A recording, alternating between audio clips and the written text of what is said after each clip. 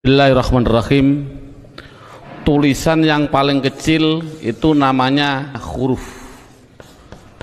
Jadi huruf contohnya yaitu A, B, C, D dan seterusnya. Itu dalam bahasa Indonesia namanya huruf. Dalam bahasa Arab itu namanya huruf.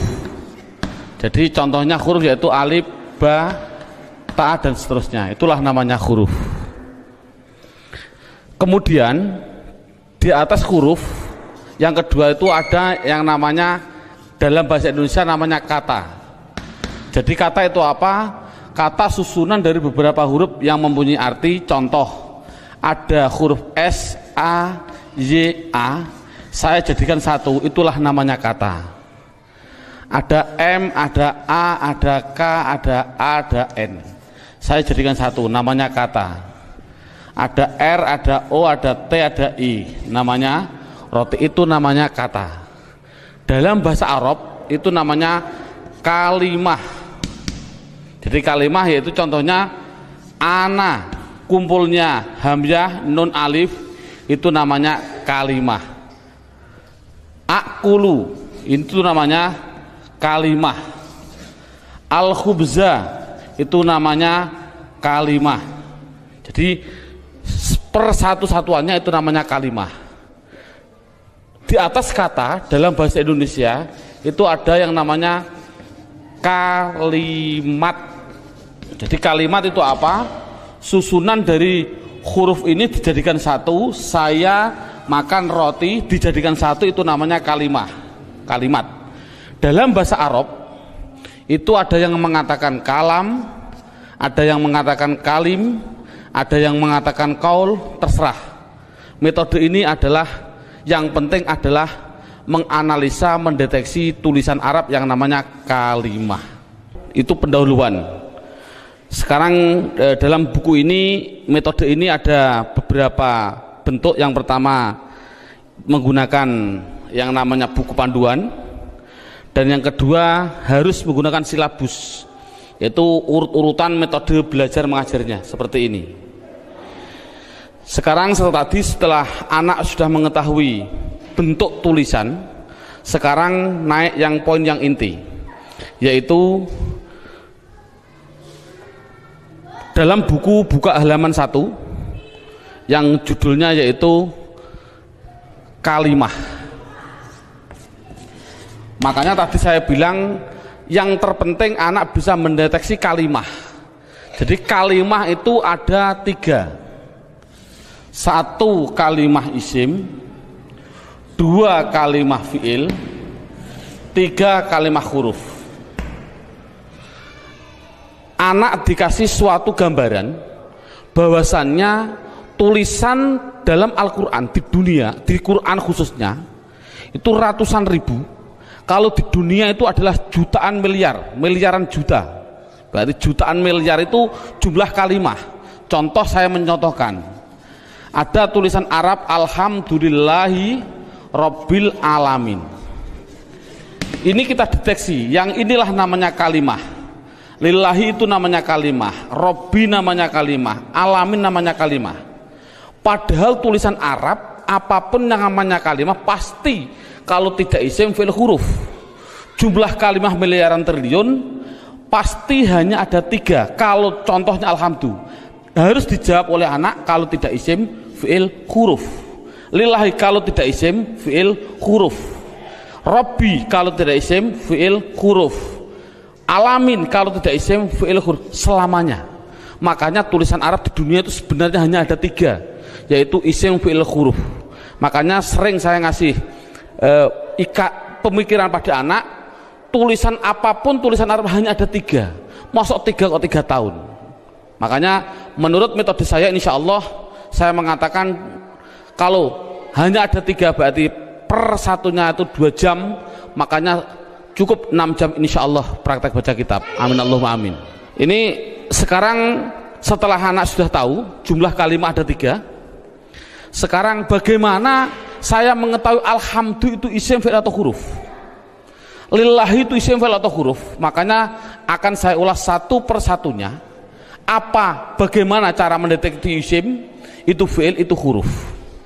Buka pada bukunya halaman 2. Dalam bukunya halaman 2 dilihat judulnya cara mengetahui isim. Jadi cara mengetahui isim itu dengan 2 cara. Satu mengetahui artinya. Kalau memang artinya itu kok menunjukkan suatu kata benda atau suatu kata sifat, pasti itu dikatakan isim.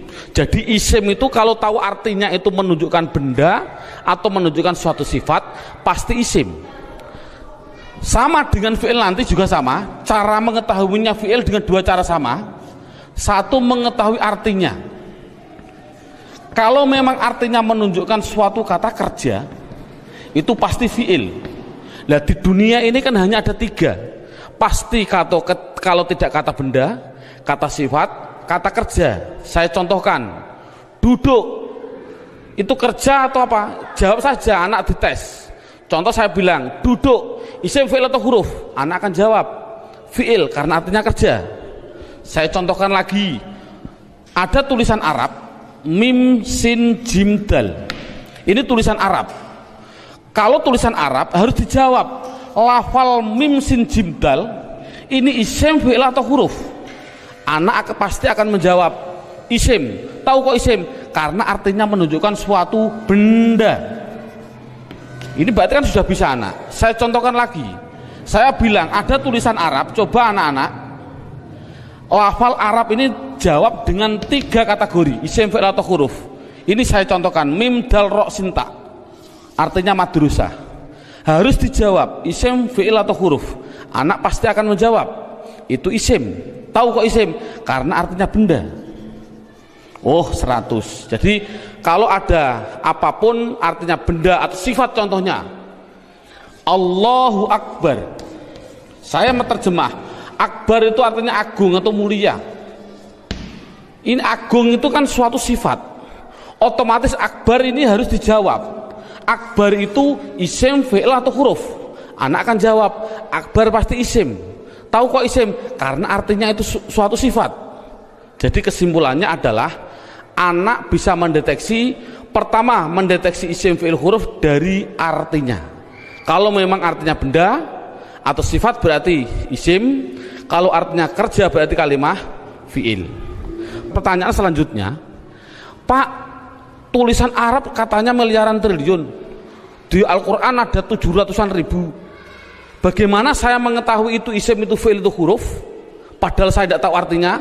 Oh, kalau tidak tahu artinya, lihat buku panduannya, yaitu lihat halaman 3. Dalam buku halaman 3 judulnya adalah mengetahui tanda-tanda kalimah isim.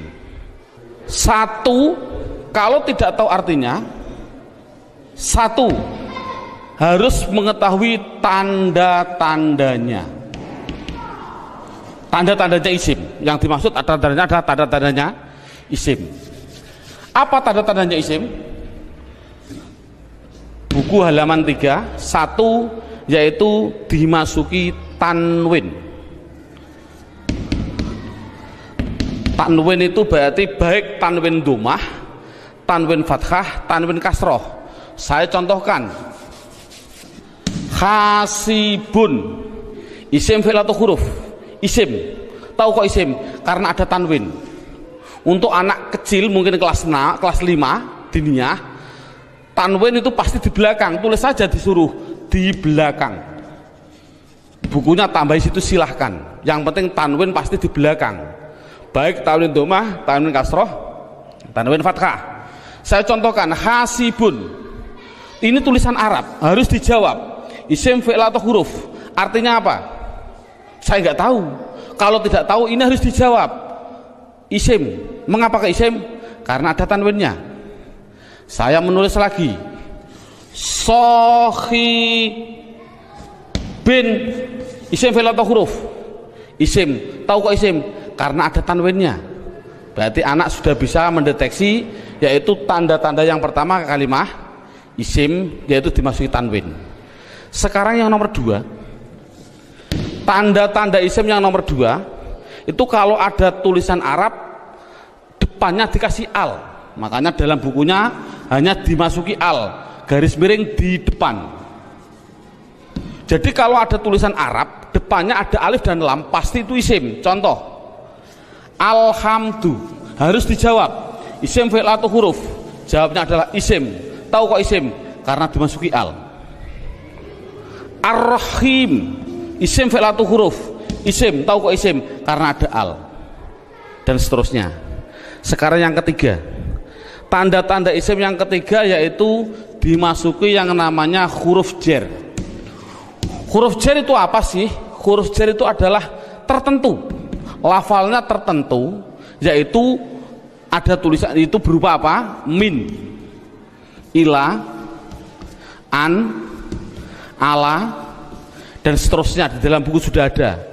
Min artinya dari, ila artinya ke, an artinya dari, ala artinya di atas, dan seterusnya.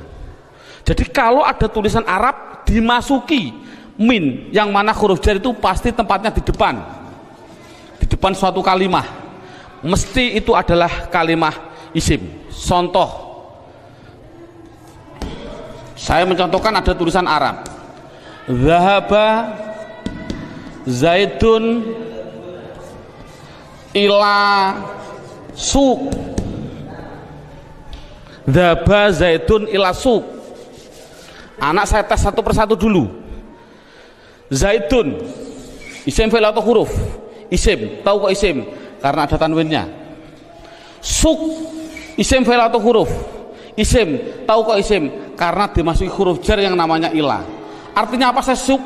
Tidak tahu, tidak penting. Ini kan tidak penting. Yang penting itu bisa mendeteksi itu pasti kalimah isim. Contohnya lagi, ada contoh yang namanya ada roja'a. Saya contohkan, roja'a kembali. Siapa yang kembali? Bakrun, siapa bakar? Kembali min dukan. Bakrun isim fi'il atau huruf? Jawabnya isim. Tahu kok isim? Karena ada tanwin. Min dukan itu isim fi'il atau huruf? Isim. Tahu kok isim? Karena dimasuki huruf jar min. Artinya apa? Tidak penting. Jadi makanya itu adalah tanda-tanda kalimah isim. Yang ketiga, yang keempat, tanda-tanda isim yang keempat di situ saya tulis. Saya hapus dulu. Tanda-tanda isim yang keempat yaitu dimasuki namanya huruf qasam. Qasam itu artinya sumpah. Qasam artinya sumpah. Di sini huruf qasam hanya ada 3, wawu, ba, ta. Untuk anak pemula jangan dicontohkan selain lafal Allah, jangan. Untuk pemula jangan. Contoh, wal asri. Asri ini adalah isim. Tahu kok isim? Karena ada wawu qasam. Tidak perlu sebenarnya. Yang penting itu adalah wawu qasam nanti. Contohkan saja wallahi. Berarti Allah itu isim karena apa? Dimasuki wawu ini. Itu aja masih bingung untuk anak didik. Jadi kesimpulannya qasam tidak begitu penting. Yang penting yang terakhir ini. Tanda-tanda isim yang terakhir yang kelima yaitu dimasuki yang namanya mamimu. Contohkan, ini contoh mamimu di sini dalam buku panduan. Di situ lihat halaman 65. Halaman 65 dalam bukunya dibuka. Contohnya halaman 65 yaitu fa'ala yaf'ulu fa'lan wa maf'alan fahuwa fa'ilun wa dzaka maf'ulun. Saya ambil yang penting-penting saja. Uf'ul la taf'ul, maf'alun 2 kali ini, maf'alun mif'alun. Cara menerangkan pada anak bahwasannya fa'ala yaf'ulu fa'lan ini adalah dalam bahasa pramuka namanya kata sandi. Kalau dalam bahasa komputer namanya keyword atau password. Atau password, katakan saja password. Passwordnya itu apa? Itu namanya fa'ala. Karena apa? Fa'ala itu adalah hitungan hanya ada 3, 1, 2, 3. Artinya tulisan Arab di dunia, saya tadi bilang miliaran triliun itu pasti dari 3 kata dasar. Saya bilang contoh, memukul, doroba, ini namanya 1, 2, 3. Duduk, jalasa, 1, 2, 3. Menolong, nasoro, 1, 2, 3. Inilah jadi tulisan Arab itu pasti 3. Contoh fa'ala berarti saya contohkan di atas. Makanya anak, kalau insya Allah kalau anak desa biasanya sudah bisa. Ini namanya fa fi'il, ini namanya fi'il. Sebagai kata sandi namanya fi'il. Namanya fa fi'il, ain fi'il, lam fi'il. Jadi dot itu bertepatan dengan fa, namanya fa fi'il. Ro bertepatan dengan ain, namanya ain fi'il. Ba bertepatan dengan lam, namanya lam fi'il. Jadi pasti tulisan Arab miliaran triliun itu pasti dari 3 kata dasar. Itu pasti. Jadi kalau dilihat nanti dalam tulisan Arab, yang dimaksud mamimu adalah ada tulisan Arab, depannya ada mim, baik dibaca mi kasroh mi, atau dibaca mim dibaca fathah ma, atau ada tulisan Arab dibaca mu, muslim. Kalau ada tulisan Arab depannya kok dikasih mim dan jumlahnya pasti 4, berarti karena 3 yang asli, mim lam sin asli, mim tambahan, lam fa, lam ain fa asli, mim tambahan.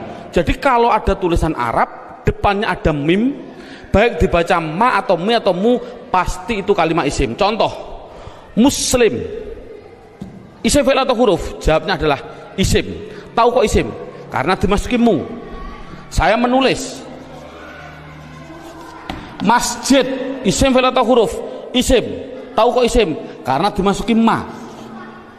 Dan seterusnya. Saya bilang madrasah, isim fi'il atau huruf? Isim. Tahu kok isim? Karena dimasuki ma. Jadi tulisan Arab kalau ada mim dibaca baik fathah, kasroh, dumah, itu pasti kalimah isim. Sekarang saya tambah sedikit suatu pengenalan. Kalau ada tulisan Arab,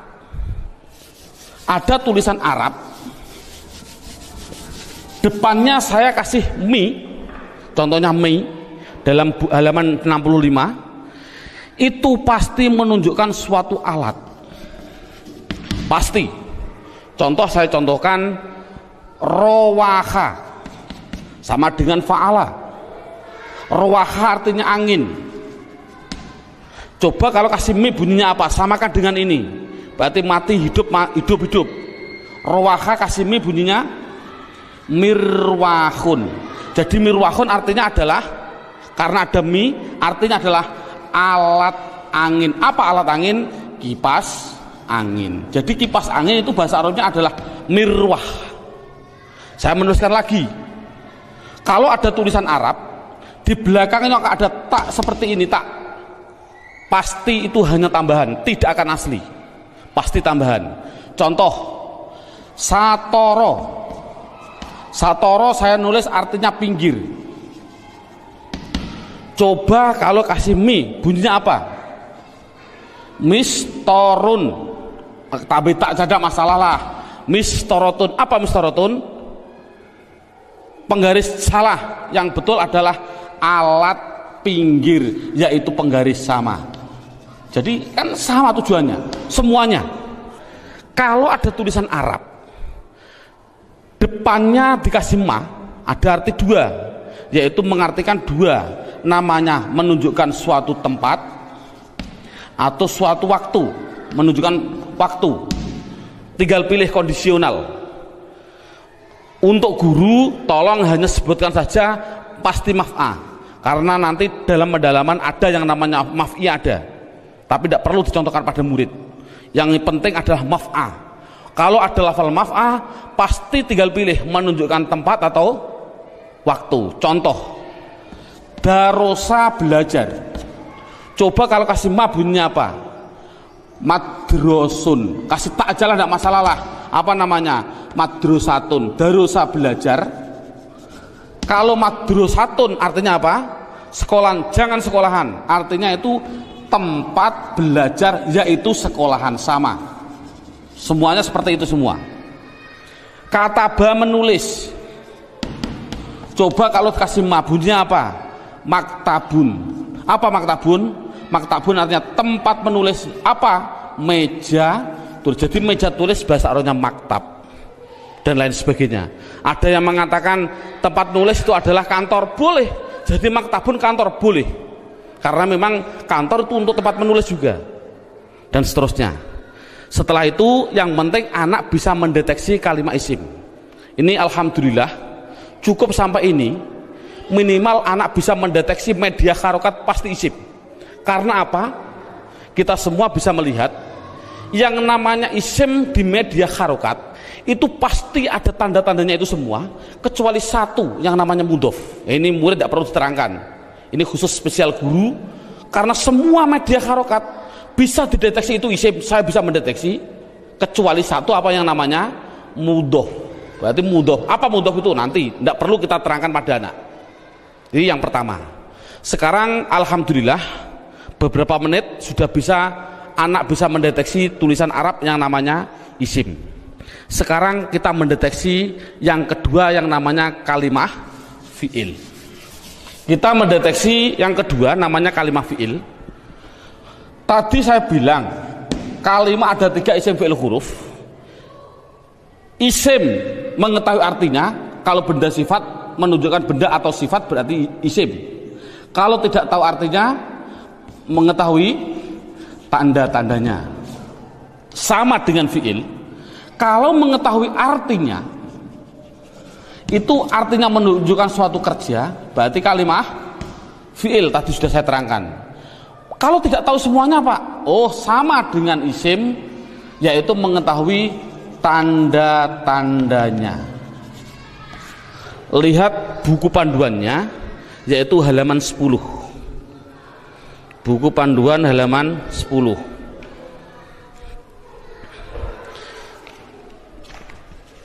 Tanda-tanda kalimah isim.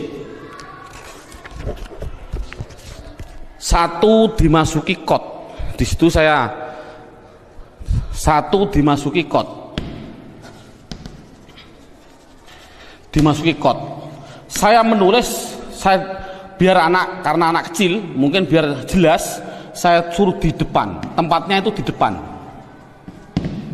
Jadi kalau ada tulisan Arab kok ada depannya ada lafal kot, pasti setelahnya itu fi'il. Contoh, saya mencontohkan, Allahu Akbar, Allahu Akbar, qad qomatis sholah, qad qomatis sholah. Ini adalah lafal kot. Koma itu mau tidak mau harus saya jawab itu kalimat fi'il. Tahu kok fi'il? Karena dia dimasuki kot. Ini kan paling mudah. Jadi kalau ada dimasuki kot itu namanya kalimat fi'il. Apa artinya koma? Tidak penting. Yang penting tahu itu adalah fi'il. Tanda-tanda yang kedua yaitu dimasuki yang namanya sin. Tolong lafal sin tidak usah diterangkan. Karena apa kok menerangkan? Wong saya menerangkan fi'il saja belum tahu, saya contohkan lafal sayaqulus sufa. Yaqulu itu adalah fi'il karena apa? Dimasuki sin, tidak akan mungkin paham mana. Makanya sin adalah ditinggal dulu karena dia belum bisa mendeteksi semuanya. Jadi sin saya tinggal. Tanda-tanda fi'il yang ketiga yaitu dimasuki yang namanya saufa. Dimasuki yang namanya saufa. Tulis saja sama, sin ya di depan, saufa ya di depan sama. Contoh yang biasa yang sering didengarkan oleh anak, contoh saya bilang kala saufata lamun, tak lamun itu pasti saya mengatakan fi'il. Karena apa? Karena dimasuki saufa. Artinya apa? Tidak penting. Karena sudah tahu itu artinya saufa. Saufa itu masuk pada kalimat tadi mesti kalimat fi'il. Ini paling mudah. Yang terakhir tanda-tanda fiil yaitu dimasuki yang namanya taknis. Saya suruh menambahi pada anak. Taknis itu saya bilang, saya tulis di belakang, tempatnya itu di belakang, dan berupa tak seperti ini yang mati. Orang Jawa bilang tak perahu lah. Jadi tak perahu. Nek ono tak perahu seperti itu pasti itu namanya kalimah fiil. Contohnya ini. Qad qomat as-shalah, aslinya itu adalah koma, itu fiil dengan dua tanda-tanda. Satu dimasuki qad, dua dimasuki ini tak, ini di belakang masuk pada kalimat ini. Jadi ada dua tanda-tanda. Coba sholat, isim fi'il atau huruf? Isim. Tahu kok isim? Karena ada al. Oh mudah. Namun sekali lagi ini mulai metode saya adalah nanti menggunakan yang namanya metode hantu. Ini contohnya. Al ini adalah alif dan lam. Yang namanya alif itu pasti mati. Yang namanya alif pasti mati. Ada mati ketemu mati, itu namanya hantu. Saya tulis mati ketemu mati namanya apa? Hantu. Orang Arab tidak senang hantu. Akhirnya biar ini hidup, akhirnya dikasih biar berdoa. Bunyi apa? Qad qomatis shalah. Bukan qad qomat shalah lagi, tapi qad qomatis shalah. Saya contohkan lagi. Lafal min ketemu masjid. Bunyinya apa? Min al-masjid tidak boleh karena ini ada alif mati ketemu mati namanya hantu, tidak boleh, harus dihidupkan biar berdoa, bunyinya minal masjidi. Contoh lagi, an ketemu madrasah, bunyinya apa? Anil. Kok bisa anil? Oh karena ada mati ketemu mati namanya hantu. Ini sekali lagi orang Arab itu tidak senang atas hantu. Kesimpulannya adalah berapa menit mulai pertama dan sekarang ini anak sudah bisa mendeteksi media harokat yang namanya isim dan fiil. Alhamdulillah dengan beberapa menit anak sudah bisa mendeteksi namanya media harokat isim atau fiil. Karena apa? Huruf itu hanya huruf jar. Katakan saja huruf jar. Ada huruf li taukid dan sebagainya, itu tidak penting. Berarti kalau huruf jar itu tertentu tadi hanya min ila ada berapa 9. Selain itu tulisan Arab pasti hanya isim dan fiil. Anak sudah bisa mendeteksi kecuali tadi mudhof. Alhamdulillah. Sekarang kita naik poin yang keempat. Poin yang keempat yaitu lihat buku halaman pertama. Dalam halaman pertama terlihat kalimah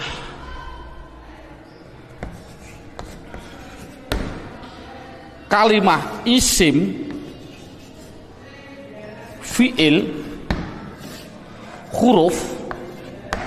Ini ada gambar kalimah pasti butuh kepada yang namanya ini garis horizontal namanya perlu. Dalam bahasa Indonesia namanya perlu, bahasa Indonesianya orang Jawa namanya butuh. Butuh itu kemarin saya dari Sumatera. Butuh itu artinya sama seperti di orang Kalimantan zakar. Naudzubillah, mohon maaf sekali bahasa kasar perlu. Berarti kalimah itu pasti memerlukan yang namanya i'rab. Halaman pertama dilihat i'rab itu ada 4. Satu namanya i'rab rofa, dua namanya i'rab nasab, tiga namanya i'rab jar, yang keempat yaitu namanya i'rab jazm. Jadi kalimah itu pasti memerlukan yang namanya i'rab. Padahal i'rab ada 4, rofa, nasab, jar, jazm. Dan perlu diketahui kalimah isim itu butuhnya hanya butuh 3, bukan 4. Fi'il butuhnya yaitu 3, bukan 4. Huruf, sementara huruf tidak butuh. Jadi yang butuh i'rab itu yaitu khusus yang namanya kalimah isim dan kalimah fiil. Apa i'rab itu nanti saya terangkan. Yang penting isim itu butuh 3. Apa namanya? Dan perlu ditulis dulu. Anak harus digarisbawahi. Rofa pasti domah. Dibilang pasti. Karena pengalaman saya pada waktu kecil, Pak Guru menerangkan rofa yaitu domah, wawu, alif, nun. Itu saya juga bingung. Makanya saya melihat dalam jurumiyah ada namanya alamat asli, menunjukkan bahwasanya anak, saya punya insting, oh berarti mengapa musonaf kok mengatakan asli domah, inilah mungkin metode saya harus mengikuti seperti ini. Jadi setiap anak pastikan yang namanya rofa pasti domah, yang namanya nasab pasti fathah, yang namanya jer pasti kasroh, yang namanya jazm pasti sukun. Dipastikan dulu.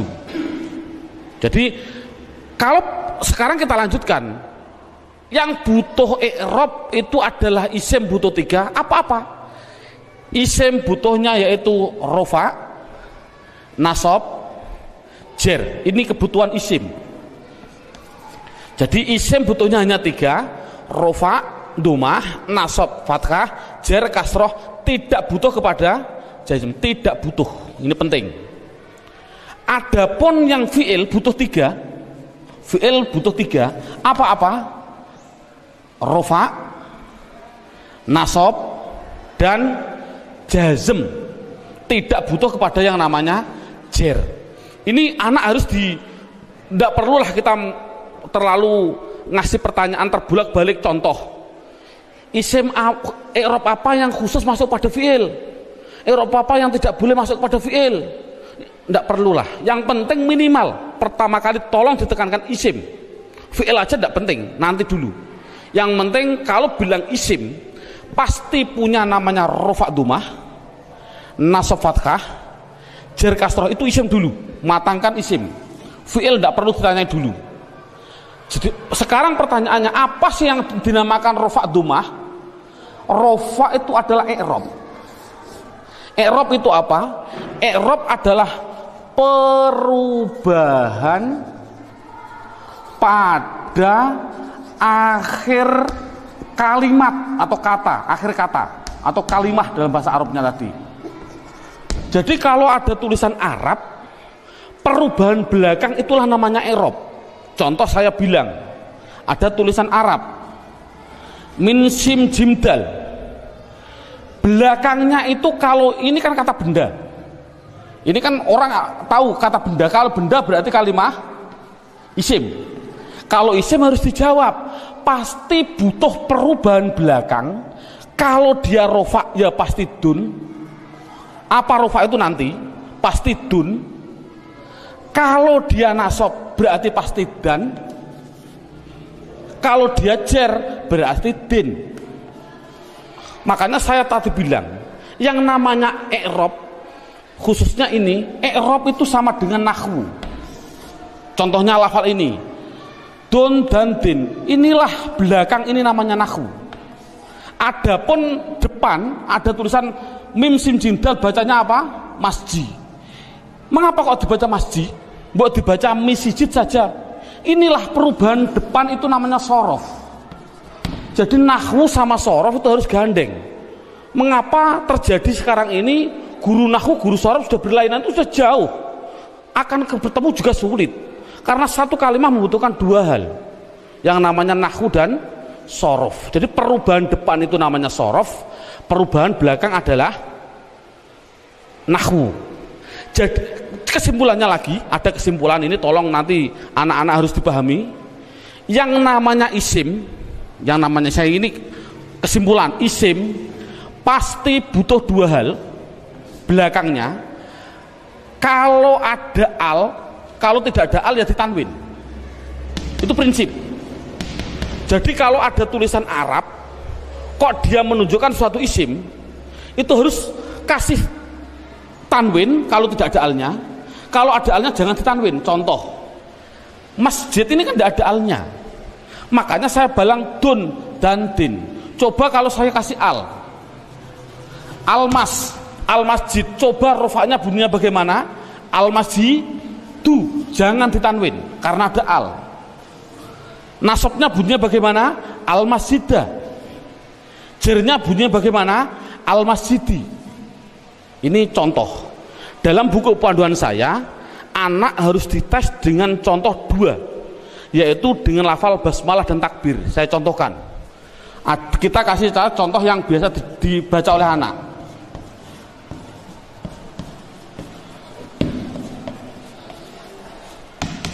Dideteksi dulu isim fi'ilnya. Coba rohim, lafal belakang ini isim fi'il atau huruf? Isim, tahu kok isim? Ada al. Rohman, isim fi'il atau huruf? Isim, tahu kok isim? Ada al. Allah, isim fi'il atau huruf? Isim, tahu kok isim? Ada al. Silahkan. Ini ada khilafiyah ulama. Ada yang mengatakan jangan bilang al. Ini adalah ismudzat, tidak boleh dirubah-rubah. Tapi ada ulama yang mengatakan memang al. Dari lafal aliha dikasih al, jadinya alifnya dikasih panjang. Allah. Nggak, untuk anak kecil biarlah itu bilang isim karena ada al, silahkan. Ismi, ini isim, tahu kok isim karena ada huruf jerba. Ini memang sulit, anak pemula memang sulit, nggak begitu penting. Yang penting dikasih tahu ismi isim karena ada huruf jer masuk. Kalau ini mengatakan isim, ini isim karena ada al, ini isim karena ada al, ini isim karena ada al. Coba harokannya gimana? Bismi, loh, saya baca kasroh, berarti dia menunjukkan rufa nasab atau jer? Jer, karena kasroh. Oh 100. Bismillahi, saya kasri hi, berarti di kasroh, isim ada kasroh. Oh masuk karena dia jer berarti. Mengapa kok jer? Oh nanti, belum waktunya. Bismillahirrohmani, mengapa saya bilang nih? Rufa nasab atau jer? Jer. Oh 100. Teruskan. Bismillahirrahmanirrahim. Pasti anak jawab khim. Jawab saja mustahil. Karena sukun itu miliknya fi'il. Ini kan sukun. Sukun itu adalah miliknya kalimah. Sukun itu miliknya kalimah fi'il. Padahal ini isim. Berarti ini milik isim, tidak boleh. Jadi salah, ada tulisan Arab Bismillahirrahmanirrahim, mimnya kok disukun, salah. Mestinya itu kalau dia isim, kalau tidak rohimu ya rohimah ya rohimi, pasti itu. Oh kebetulan di dalam Al-Quran tulisannya adalah mi, ya berarti jer. Dari mana kok jer? Yang penting dia kasroh itu jer. Mengapa kok dibaca jer? Oh nanti belum masanya. Yang penting dia bisa mendeteksi itu isim, rofa nasab atau jer. Ini kan anak sudah lumayan. Dengan berarti gambaran rohim ini adalah menggambarkan anak biar tahu, oh isim tidak boleh ditanwin. Loh kok disukun pak? Oh tidak boleh tanwin, maaf, sukun. Mengapa sukun pak? Karena wakof. Saya contohkan lagi 2 contoh. Lafal Allahu Akbar. Allahu Akbar. Orang bilang akbar disukun. Saya jawab salah. Mengapa salah? Tadi saya bilang akbar itu adalah sifat. Yang namanya sifat itu pasti isim. Yang namanya isim tidak mungkin dia disukun. Di dalam tulisannya kalau begini. Karena apa? Sifat isim tidak boleh sukun. Karena sukun itu miliknya fi'il. Kalau isim itu pasti kalau tidak ru ya roh ya ri. Mengapa tidak ditanwin? Nanti. Yang jelas ini contoh Allahu Akbar. Allah isim, tahu kok isim ada al. Rofa nasab atau jer? Rofa, tahu kok rofa karena dumah. Akbar yang betul adalah akbaru. Jadi mengapa kok dibilang bar? Karena wakof. Kalau nulis adalah ru yang betul. Makanya sering saya kasih pertanyaan, bagaimana hukumnya ada orang sholat bilang Allahu Akbaru, sah nggak? Jawabnya adalah sah karena nakunya seperti itu. Namun yang terbaik memang adalah wakof. Seperti ini, Bismillahirrahmanirrahim, karena wakof. Jadi intinya adalah yang namanya i'rab ada 4 rofa nasab jar jazm. Khusus kita tekankan pada isim. Yang namanya isim belakangnya pasti rofa dumah, nasab fathah, jar kasroh. Itu kesimpulannya. Sekarang silabusnya poin yang kelima, judulnya yaitu pendalaman isim. Buka halaman 1. sama halaman 1, yaitu lihat halaman 1, isim dibagi 2. Ada yang namanya isim mabni, ada yang namanya isim mu'rab. Sekali lagi, isim mabni dan isim mu'rab dibagi dulu. Apa yang namanya isim mabni? Dalam buku halaman 2 ada. Mabni itu adalah, mabni itu apa? Mabni adalah harokat belakang harokat belakang itu tetap. Saya tulis tetap. Itulah namanya mabni. Jadi mabni itu apa? Mabni harokat belakang tetap. Mu'rab itu apa? Mu'rab yaitu harokat belakang berubah-ubah. Harokat belakang berubah-ubah. Jadi itu kesimpulannya. Jadi isim harus dibagi 2, isim mabni dan isim mu'rab. Isim mabni belakangnya tetap, isim mu'rab belakangnya berubah-ubah. Isim mabni sekarang diperinci satu persatu. Dalam silabus ada isim mabni, yaitu satu namanya isim domir. Saya tulis satu namanya isim domir. Tolong dalam hal ini anak tidak usah diperdalami. Yang namanya pada waktu pengalaman saya dulu kecil, Pak Guru bilang domir itu ada 2, seperti contoh seperti ini. Domir ada 2, domir baris dan domir mustatir. Baris muttasil ada 2, baris munfasil ada 2, muttasil ada 4, dan domir mustatir ada yang jawas dan ada yang wujub. Ini enggak, dulu saya suruh menghafalkan ini domir saja, itu mungkin 1 bulan. Lah menurut saya kita ambil yang pokok dulu. Dengan metode ini adalah metode saya bilang domir yang berupa domir baris munfasil rufa, yaitu pendalamannya dalam buku. Lihat halaman buku yaitu dilihat halaman 4. Halaman 4 dilihat judulnya isim domir. Di situ saya tulis yaitu lafal huwa, huma, hum, iya, huma, hunna, anta, antuma, antum, anti, antuma, antunna. Yang terakhir ana, nahnu. Jadi jumlahnya 14. 1, 2, 3, 6, 9, 12, 14, 13, 14. Jadi jumlahnya saya bilang isim domir adalah jumlahnya 14. Contohnya huwa, hum. Yang namanya domir itu adalah kata ganti. Dalam buku huwa itu kata ganti dari siapa? Kata ganti dari dia. Dia siapa? Dia laki-laki 1. Ini yang namanya goib. Jadi kesimpulannya huma kata ganti dari siapa? Dia laki-laki 2 yang goib. Hum kata ganti dari apa? Mereka atau mereka. Siapa mereka? Laki-laki 3 ke atas yang goib. Jadi kesimpulannya ini adalah namanya laki-laki. Ini berarti 1, 2, 3 ke atas ini perempuan. Tapi ini adalah semuanya adalah goib. Sekali lagi ini adalah goib. Berarti dia perempuan 1 goibah atau goib. Goibah. Huma 2 perempuan goibah. Huna 3 ke atas perempuan goibah.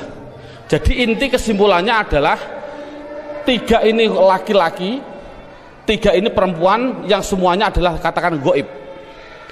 Anta Kata ganti siapa? Dari kamu. Kamu siapa? Kamu laki-laki satu yang hadir. Saya simpulkan, intinya ini adalah laki-laki yang anti antuma antuna.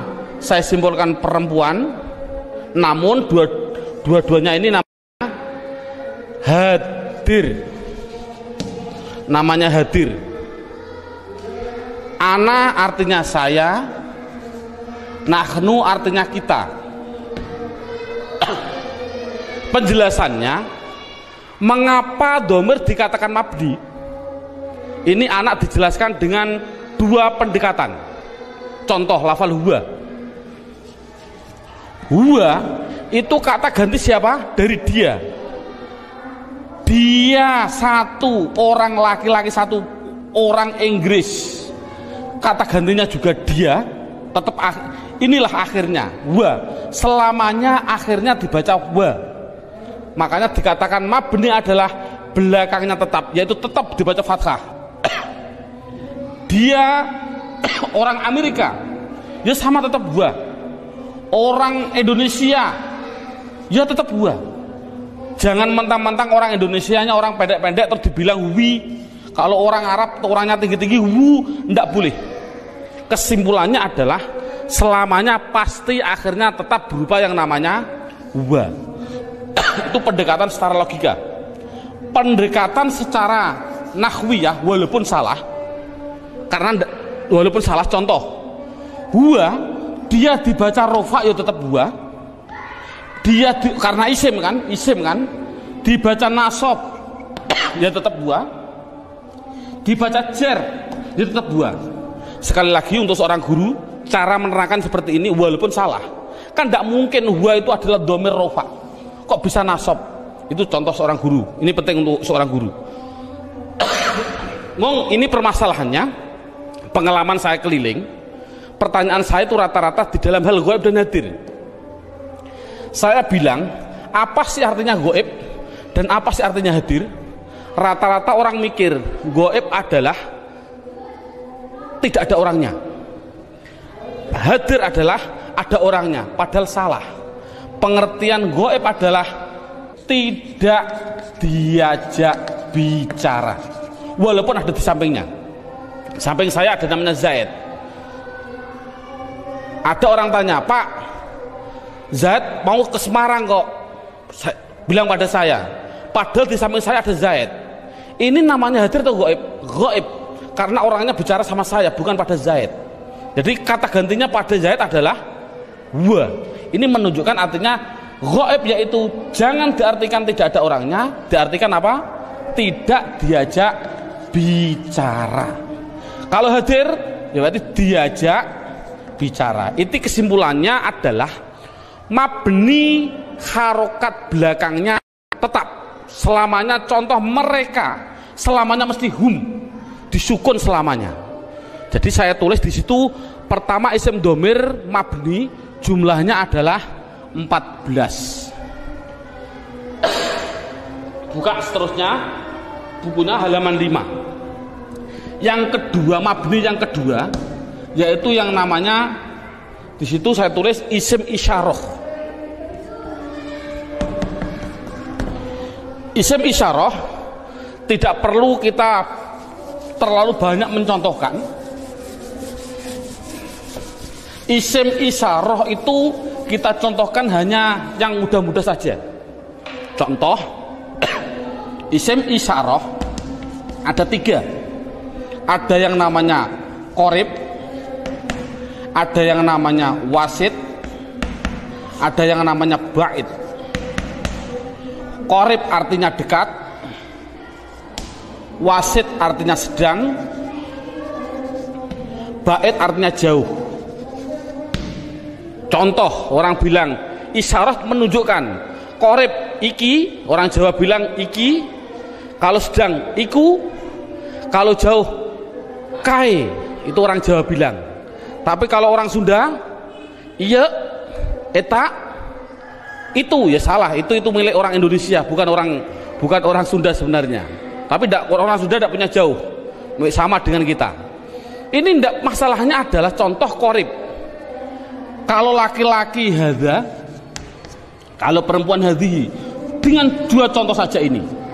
Contoh lafal hadza. Siapa ini? Selamanya dibaca dza, akhirnya dza. Walaupun yang ditanyakan seorang kiai, seorang gubernur, seorang presiden, tetap siapa ini? Man hadza, selamanya dibaca dza belakangnya. Jangan berupa dzi atau du. Makanya itulah namanya mabni. Saya tidak usah menerangkan wasit, bait sudah ada. Yang jelas contohnya yaitu dalam buku panduannya sudah saya tunjukkan, yaitu isim isyarah ada 3, hadza hadhihi. Kalau sedang yaitu lafal dzaka dan dalika, dzaka dan dalika, dzaka dan tilka. Saya contohkan dzaka dan tilka. Kalau jauh saya contohkan hanya 2, dalika dan ulaika. Jadi jumlahnya yaitu ada berapa? Dalika, ulaika. Jumlahnya berapa? 1, 2, 3, 4, 5, 6. Saya katakan isim isyarah jumlahnya adalah hanya 6. Walaupun nanti pendalamannya banyak. Seorang guru tolong hanya seperti itu dulu. Terusnya mabni yang ketiga yaitu yang namanya isim mausul. Buka dalam bukunya halaman yang ke isim mausul, kata sambung. Datanglah Zaid, yang mana ja'a Zaidun alladhi. Ini isim mausul itu hanya tertentu, lafalnya tertentu. Sudah dalam bukunya ada, yaitu lafal alladhi, alladina, alladhi, alladhi, alladani, alladina. Contoh saya tidak usah nulis. Mohon dilihat contoh ini, isim mausul tertentu. Alladhi, alladani, alladina, allati, allatani, allati. Cukup sebutkan hanya 6 saja, yaitu biar anak hanya tahu isim mausul jumlahnya hanya ada 6. Mabni yang keempat. Mabni yang keempat yaitu yang namanya isim istifham. Istifham. Istifham itu pertanyaan. Di situ saya menulis, tidak usah saya tulis biar waktunya lebih singkat. Yang penting guru bisa menerangkan. Yaitu di situ saya tulis hanya man, mundu, madza, mata, ayana, aina, kaifa, anna, kam, dan ayu. Jumlahnya saya tulis itu hanya 10. Jadi istifham hanya ada 10. Yang keempat, yang ke mabni yang kelima, yaitu namanya isim syarat. Syarat itu apabila, jikalau, andai kata, itu namanya syarat. Saya tulis dalam bukunya biar lebih singkat. Lafalnya tertentu. Man, ma, mahma, mata, ayana, aina, anna, haisuma, kaifama. Jumlahnya yaitu hanya ada 9. Yang terakhir yang nomor 6, yang namanya isim fi'il. Ini loh, namanya isim fi'il. Kadang-kadang orang bingung. Di situ ada isim fi'il madhi, isim fi'il mudhari, isim fi'il amar. Yang penting contohnya saya bilang isim fi'il amar, isim fi'il amar. Contohnya lafal amin, amina. Ini dikatakan dia bukan isim, bukan fi'il. Dikatakan isim fi'il. Mengapa kok isim fi'il? Tidak usah kita, anak tidak usah dikasih jawaban, kasih alasan, tidak usah. Yang penting isim fi'il itu lafalnya tertentu. Lafalnya itu hanya ada 9. Begitu. Berarti anak yang penting tahu. Contohnya seperti ini. Isim fi'il amar yang pertama. Ada yang namanya soh dan seterusnya. Isim fi'il madhi ada 2. Isim fi'il mudhari ada 2. Cukup 9 saja. Inti kesimpulannya, isim mabni itu jumlahnya adalah 14, 6, 6, 10, 9, 9, jumlahnya adalah 54. Padahal tadi saya bilang tulisan Arab yang namanya isim di dunia jumlahnya kalimat isim adalah 1 miliar triliun. Itu jumlahnya tulisan Arab di dunia itu 1 miliar triliun. Kalau isim jumlahnya miliaran triliun dibagi dua, mabni dan mu'rob. Yang namanya mabni yaitu 54, selainnya pasti mu'rob. Kesimpulannya, isim mu'rob adalah yang tidak berupa mabni. Saya mohon maaf untuk seorang ustadz, seorang guru, dulu pada waktu saya masih kelas 1 sanawiyah sudah diajarkan oleh alfiyah, padahal saya belum memahami betul. Saya ditunjukkan contohnya huwa, isim domir. Isim domir huwa itu dikatakan mabni karena apa? Karena yang namanya mabni adalah serupa dengan huruf. Mu'rob tidak serupa dengan huruf. Jadi yang namanya mabni serupa dengan huruf. Serupa di dalam apanya? Ada sibah wat'i, sibah iftikori, sibah. Tidak perlulah kita sementara, nanti dulu. Yang penting anak bisa, yang namanya mabni pasti tertentu lafalnya, dan dia pasti serupa dengan huruf. Makanya tidak usah kita menjelaskan alasan-alasan dulu, biarlah nanti seorang ustadz kalau dia sudah belajar alfiyah. Ini metode awal. Jadi saya simpulkan, kalau tulisan Arab yang namanya isim jumlahnya 1 miliar triliun, mabni 54, berapa jumlah mu'rob? Jumlah mu'rob ya miliaran triliun dikurangi 54. Kalau kita nulis persen, ya mungkin 0,000 nafas hampir habis baru 1%. Jadi anak mudah. Isim domir ada 14, isim isyarah ada 6. Contoh, alhamdu, isim fi'il atau huruf? Isim. Tahu kok isim? Ada al. Kalau tahu isim harus dijawab, dia masuk kategori mabni atau mu'rob, harus dijawab. Jawabnya apa? Anak dibilang ini pasti mu'rob. Karena apa kok mu'rob? Karena lafal alhamdu tidak ada pada mabni yang jumlahnya 54. Itu kan paling mudah. Berarti semua tulisan Arab kalau tidak ada di 54 ya pasti mu'rob. Berarti mu'rob miliaran triliun. Jadi makanya anak suruh menghafalkanlah. Arti tidak perlu nanti dulu. Yang penting anak bisa mendeteksi. Itu adalah mabni, jumlahnya 54, apa-apa, huwa dan seterusnya. Isim isyarah tak dihafal, isim mausul hafal. Selain itu pasti mu'rob. Contoh lagi, alhamdulillahi rabbil alamin. Isim fi'il atau huruf? Isim. Tahu kok isim? Ada al. Kalau isim, jawab mabni atau mu'rob? Itu pasti pertanyaan itu harus. Jawabnya adalah mu'rob. Tahu kok mu'rob? Karena tidak ada di mabni, gitu saja. Paling simpel. Mengapa kok mu'rob? Karena tidak ada di mabni. Insya Allah anak akan bisa. Berarti bisa mendeteksi media harokat itu isim, mabni atau mu'rob. Semuanya. Mulai dari bismillah, mu'rob karena tidak ada di mabni. Bismillahi Allah, mu'rob karena tidak ada di mabni. Bismillahirrahman, Rahman mesti mu'rob karena tidak ada di mabni. Rohim, mu'rob karena tidak ada. Mudah. Jadi anak sudah bisa mendeteksi itu mabni dan itu mu'rob. Sekarang pendalaman yang terakhir, pendalaman isim yang terakhir yaitu di dalam hal mu'rob. Dalam buku panduannya lihat halaman 8. Lihat halaman 8. Halaman 8 sudah tertulis, saya tulis di situ. Halaman 8. Halaman 8 sama halaman 1 sama. Sekali lagi, halaman 8 dan halaman 1 adalah sama. Yang namanya mu'rob itu tadinya ada 6. 6 jumlah total 54.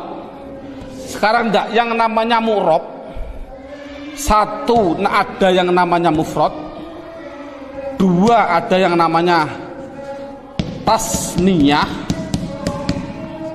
yang ketiga ada yang namanya jamak mudzakkar salim, yang keempat ada yang namanya jamak muannas salim, yang kelima, lah ini saya batasi cukup mu'rob yang penting anak bisa 4, mufrad tasniyah jamak mudzakkar salim jamak muannas salim. Yang kelima sampai yang ke-9 tidak penting.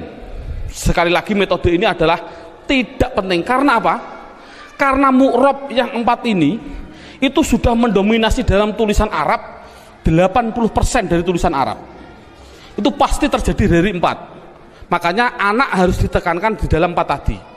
Berarti sekali lagi, mu'rob yang jumlahnya miliaran triliun dikurangi 54 itu harus dimasukkan di antara 4 ini. Berarti di antara 4 ini mufrad, tasniyah, jamak mudzakkar salim, jamak muannats salim. Sekarang anak diterangkan apa sih yang namanya isim mufrad. Lihat ini, mufrad itu bahasa Arab. Artinya apa mufrad? Artinya satu. Baik dia seorang laki-laki atau perempuan, pokoknya satu, itu nama bahasa Arabnya mufrad. Tasniyah itu bahasa Arab. Apa sih artinya tasniyah? Tasniyah itu artinya 2. Baik dia seorang laki-laki atau perempuan. Yang ketiga namanya jamak mudzakkar salim. Jamak itu artinya banyak, banyak itu artinya 3 ke atas, 3 plus. Mudzakkar artinya laki-laki, salim artinya selamat, berarti laki-laki yang selamat. Ngono selamat cara jani. Yang keempat, jamak muannats salim. Jamak artinya 3 ke atas, muannats artinya perempuan, salim selamat. Jadi sementara anak dites dengan bahasa Jawa atau bahasa Indonesia, disuruh mengarabkan. Contoh saya bilang, coba saya bilang 2 buku itu mufrad atau tasniyah atau jamak mudzakkar salim atau jamak muannats salim? Jawab tasniyah. Tahu kok tasniyah? Karena artinya 2. Saya bilang 5 bakar, mufrad, tasniyah atau jamak mudzakkar atau jamak muannats? Jawab jamak mudzakkar salim. Karena apa? Artinya 5, 3 ke atas, zaid adalah, bakar adalah laki-laki. Jadi anak sudah bisa dites dengan bahasa Jawa, disuruh membahasa Arabkan. Contoh sekali lagi, 2 zaid tasniyah, 5 bakar jamak mudzakkar salim, 10 hindun itu perempuan, jamak muannats salim. Bakar 1 artinya mufrad, Zainab 1 artinya mufrad bahasa Arabnya.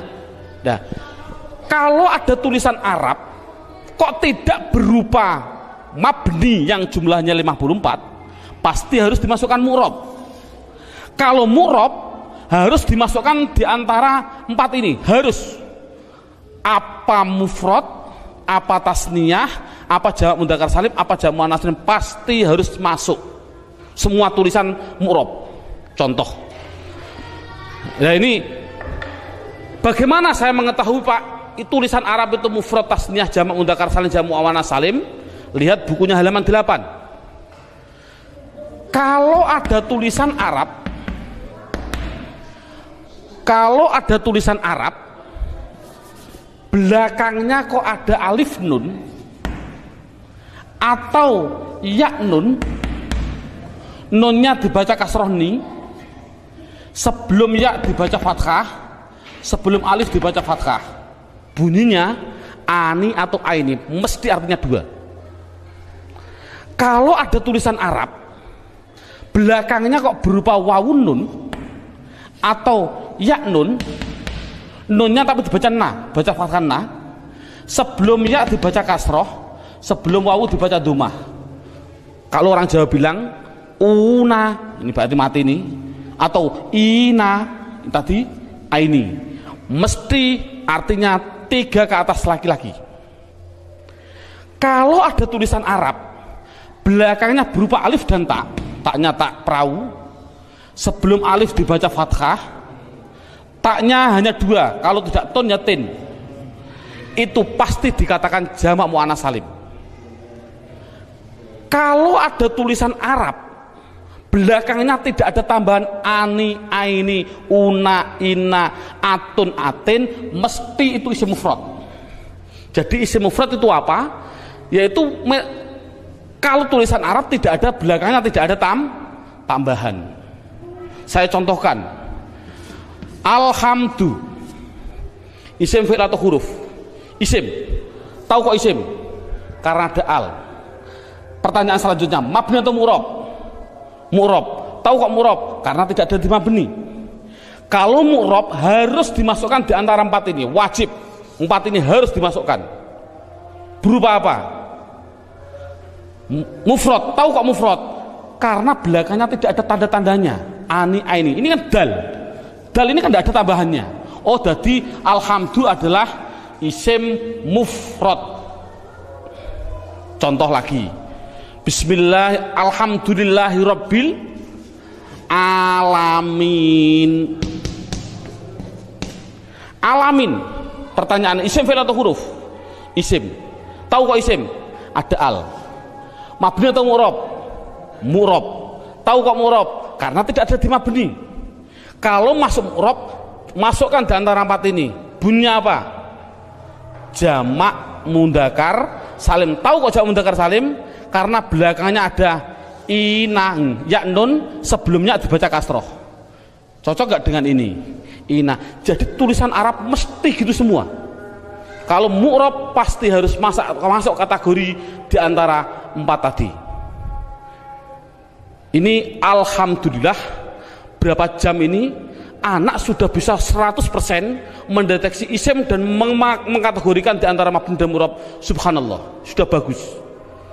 Ini untuk apa isim tadi? Oh, nanti. Itu adalah setelah 3 jam. Kita istirahat dulu.